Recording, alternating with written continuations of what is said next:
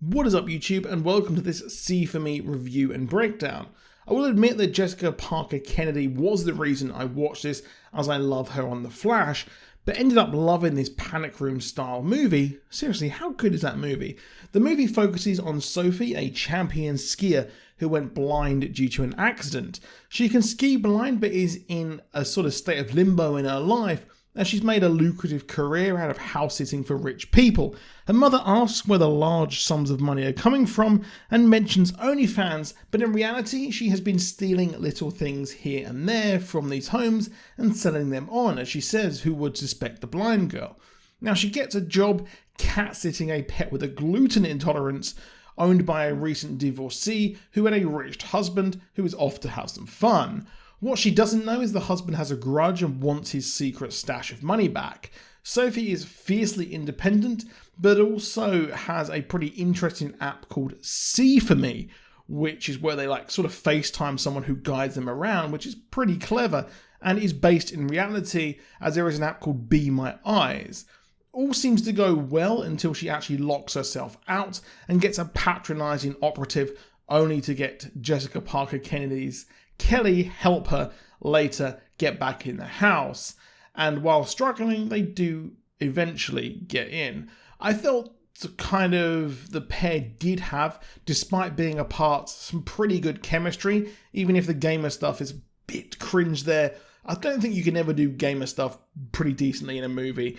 All seems to be well after this, except people do break into the house, leading Sophie to need the help of Kelly once more.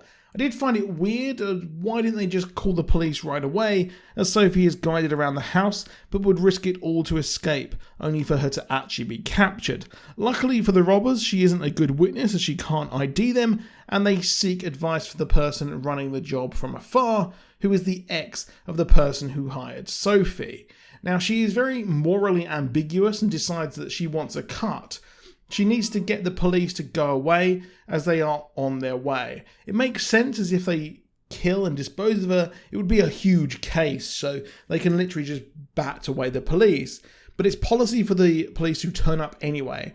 And I found it bizarre how the officer would force her way in, using her kind of will to just force herself into the building and question Sophie non-stop. When I reported burglaries in the past to cops, they would just turn up hours later and just shrug their shoulders and give me a pointless crime reference number.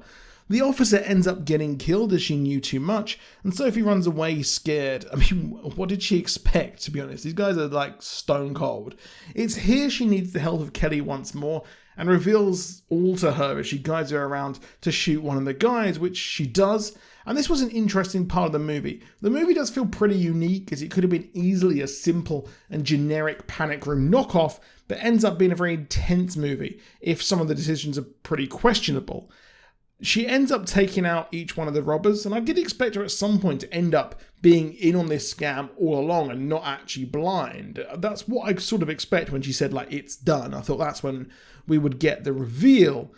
But no, it lends to a showdown between Rico and her. The morality of killing the people does seem to let the movie down somewhat. She goes around like Call of Duty or something, taking people out here and there, but luckily she has a certified gamer girl on FaceTime, as she does survive the final battle.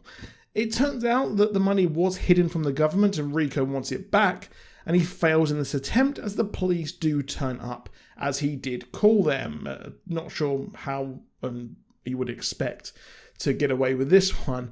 But once again, no one would expect her. She manages to leave with some of the money, which I would presume is pretty untraceable, because it's not put in a bank or anything anywhere. And she does restart her skiing career once more. Overall, a pretty decent movie. The movies I watched this weekend were The Tender Bar, this, and The Kindred, and this was easily one of the best of them all. It was pretty darn good, but The Tender Bar was also good as well. The Kindred, a bit ropey, but I found some enjoyment in it. But that's it for the video, just a short one here for you. Please drop a like down below, do subscribe with notifications on if you want more from us, and I'll see you soon, and goodbye.